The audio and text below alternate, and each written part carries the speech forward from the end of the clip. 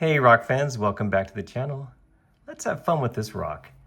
Here's a rock that came from an interesting spot. I was recently down in the Florida Keys visiting my parents, and while there, they gave me this rock saying that it was in their yard, but clearly didn't belong there. You see, the Florida Keys are built up on, well, I guess it's mostly coral.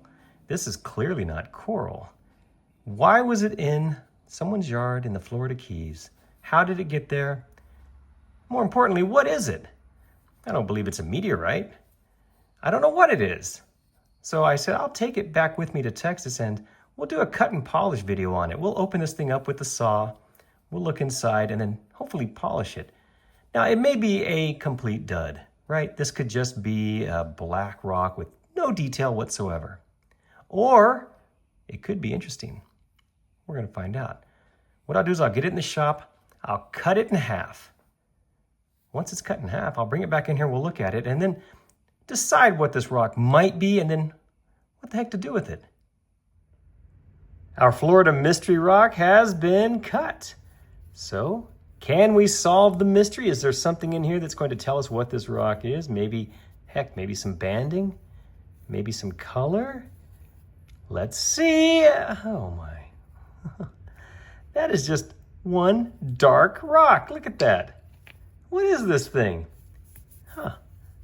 What are we going to do with it now? I tell you what we're going to do with it. We're going to turn this into a cut and tumble video. That's right. I am going to take these two halves of this Florida yard rock, get them tumbling in the coarse grit, make them really smooth, and then get them polished. So once these are finished with their coarse grit, which will take probably many weeks, I'll bring these back in here and I'll show you what they look like before I move them onto the polishing stages in the vibratory tumbler. Houston, we have a problem. Check it out. Our little Florida yard rock just does not coarse grit tumble very well.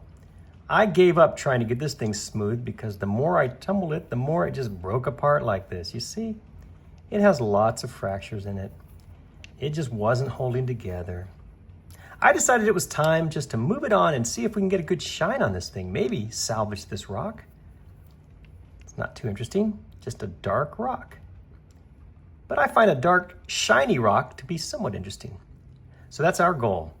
Let's see if we can make this dark, shiny rock pretty. What I'm going to do next is get this in the vibratory tumbler. I'll get both halves going for about 12 days. I use 4 different grits.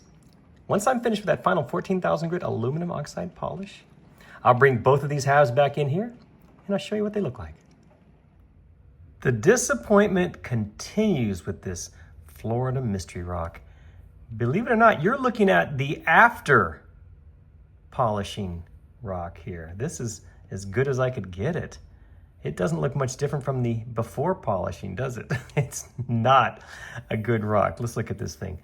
What a disaster. It did not take a shine, or very little shine. It just looks terrible. I don't know what to make of this rock. I had somewhat high hopes, thinking we'd get at least shiny black rock halves out of this, but heck, we didn't even get that. We just got an ugly rock. Yeesh. Why was this rock in Florida? What is this rock? We may never know the answers to those questions.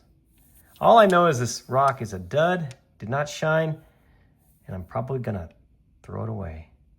Well, thank you for coming along with this little adventure. It was fun to try, and you know what? You gotta try things, right? You just never know, and in this case, now we know. These Florida mystery rocks, maybe stay away from them. Thank you again for watching. I appreciate it.